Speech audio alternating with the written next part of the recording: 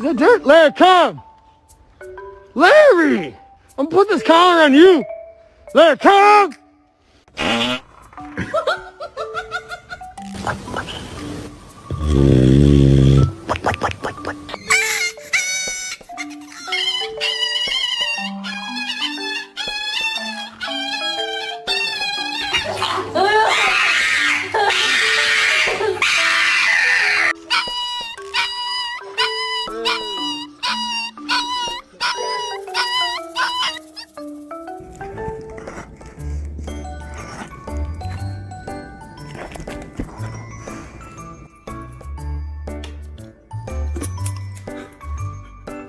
Bailey, did you finish Annalisa's breakfast this morning?